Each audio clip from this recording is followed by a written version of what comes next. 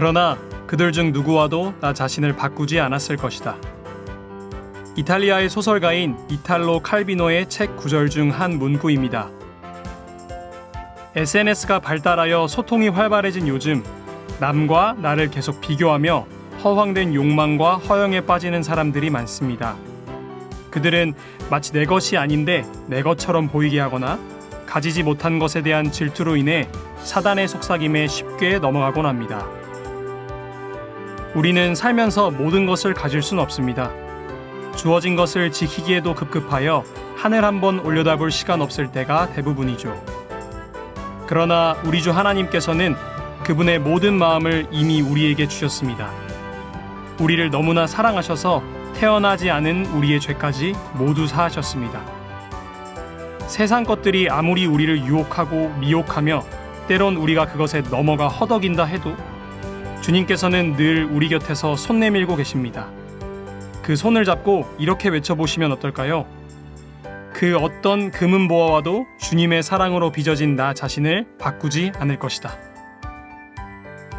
안녕하세요. Thanks God It's Friday의 이용혁입니다.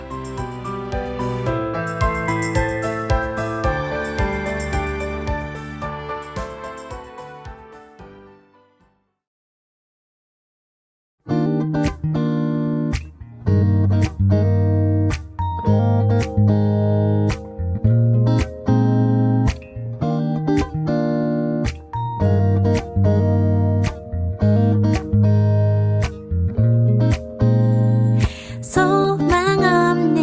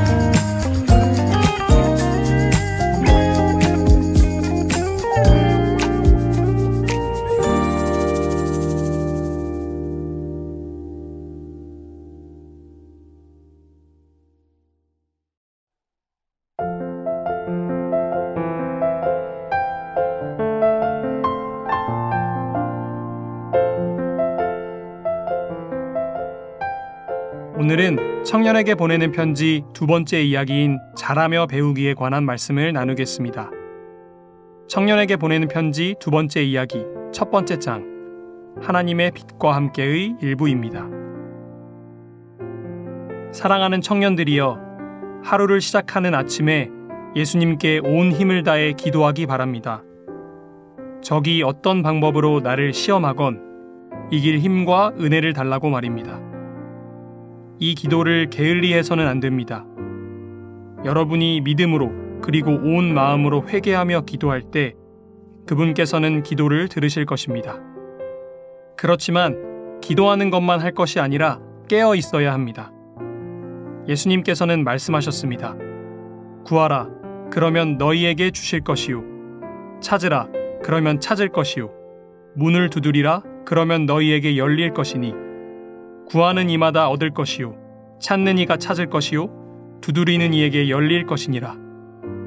너희 중에 누가 아들이 떡을 달라 하면 돌을 주며 생선을 달라 하면 뱀을 줄 사람이 있겠느냐? 너희가 악한 자라도 좋은 것으로 자식에게 줄 알거든. 하물며 하늘에 계신 너희 아버지께서 구하는 자에게 좋은 것으로 주시지 않겠느냐? 어린이건 청년이건 자기가 진 무거운 짐이나 어려운 문제를 예수님께 가지고 나올 수 있습니다. 그리고 예수님은 이들이 괴로워하는 문제를 주의 깊이 들으시고 필요한 것을 바로 주실 것입니다. 열심히 구하십시오. 흔들리지 마십시오. 하나님의 약속을 기억하고 의심하지 말고 믿으십시오. 하나님께서 응답하셨다는 특별한 느낌이 들 때까지 기다리지 마십시오. 구한 것은 받은 것으로 믿고 하나님께서 무언가 특별한 방법을 사용해서 여러분에게 알려주시리라고 생각하지 마십시오. 먼저 믿으십시오. 그리고 하나님께서 여러분의 기도를 무시하지 않으신다는 것, 그리고 여러분에게 가장 좋은 것을 가장 좋은 때, 가장 좋은 방법으로 주시리라는 것을 굳게 믿으십시오. 그리고 기도 안에서 살며 겸손히 행동하고 쉼없이 나아가십시오. 여호와 하나님은 해요 방패시라. 여호와께서 은혜와 영화를 주시며 정직히 행하는 자에게 좋은 것을 아끼지 아니하실 것임이니이다. 너희 성도들아, 여호와를 경외하라. 저를 경외하는 자에게는 부족함이 없도다. 젊은 사자는 궁핍하여 줄일지라도 여호와를 찾는 자는 모든 좋은 것에 부족함이 없으리로다. 내 혀를 악에서 금하며 내 입술을 괴사한 말에서 금할지어다. 악을 버리고 선을 행하며 화평을 찾아 따를지어다. 여호와의 눈은 의인을 향하시고 그 귀는 저희 부르짖음에 기울이시는도다. 여호와의 얼굴은 행악하는 자를 대하사 저희의 자취를 땅에서 끊으려 하시는도다. 의인이 외침에 여호와께서 들으시고 저희의 모든 환난에서 건지셨도다. 여호와는 마음이 상한 자에게 가까이 하시고 중심에 통회하는 자를 구원하시는도다. 그리스도인의 특권 중 하나는 하나님의 영의 감동을 받는 것입니다. 아름다운 하늘의 평안으로 마음이 가득 차고 하나님과 하늘을 기쁘게 생각하게 됩니다. 그분의 말씀에 들어있는 영광스러운 약속을 생각하면 행복해질 것입니다. 하지만 그리스도인이 걷는 길을 여러분도 걷게 되었다는 것을 잊지 마십시오. 영원한 생명으로 가는 길에 첫 발걸음을 뗐다는 사실을 잊지 마십시오. 속지 마십시오. 하나님의 백성들은 장애물을 치워야 합니다. 그리하여 점점 약해지는 교회와 회개하지 않는 회중에게 성령이 부어지게 해야 합니다. 성령을 받아들일 길을 준비할 때 축복이 올 것입니다. 하늘의 창을 닫아 땅에 비가 내리지 못하게 할 수 없듯 축복의 소낙비가 하나님 백성 위로 내리는 것을 막을 수는 없습니다. 하나님의 백성들이 차분하고 통회하는 마음으로 자신들의 죄를 고백하고 그것을 버리며 믿는 마음으로 하나님께서 약속하신 구원을 주장한다면 악인도 사탄도 하나님께서 함께 하시는 것을 방해할 수 없습니다. 그리고 하나님의 백성들이 모인 곳에 하나님께서 함께 하시는 것을 막을 수 없습니다. 그리스도를 깊이 생각할 때 우리 품성은 그리스도의 모습을 닮아갑니다. 그리스도의 은혜와 그분의 사랑으로 가슴이 가득 찹니다. 예수님 생각으로 마음이 가득하면 그분의 사랑이 우리를 둘러쌉니다. 아주 잠깐이라도 한낮에 눈부신 태양을 보다가 눈을 돌리면 모든 물건에 태양이 어른거리게 될 것입니다. 예수님을 바라볼 때도 그렇습니다. 우리가 보는 모든 것이 의의 태양이신 예수님을 드러내게 됩니다. 예수님 외에 다른 것을 볼 수 없고 말할 수도 없습니다.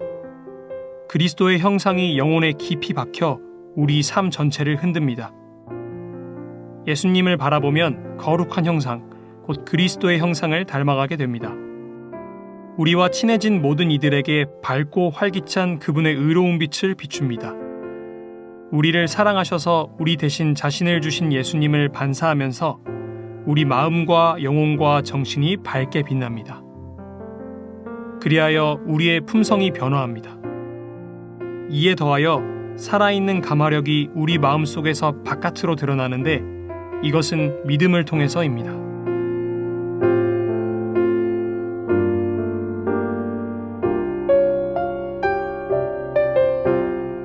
우리는 예수님의 정신, 그분의 품성에 물들어야 합니다. 만약 우리의 모든 성품을 짜 넣는 실이 있다면 이것이어야 합니다. 그리스도의 말씀은 영이고 생명입니다. 그러므로 자아에 집중하지 않고 이제 우리 자신이 산 것이 아니라 우리 안에 계시는 예수님께서 살도록 해야 합니다. 예수님을 놓치지 않고 바라볼 때 우리는 주변에 예수님의 모습을 비출 수 있습니다. 진리의 말씀으로 우리 안에 살아계시는 예수님의 형상을 닮아가는 성도 여러분들 되시기를 바랍니다. 그럼 행복한 안식일 되세요.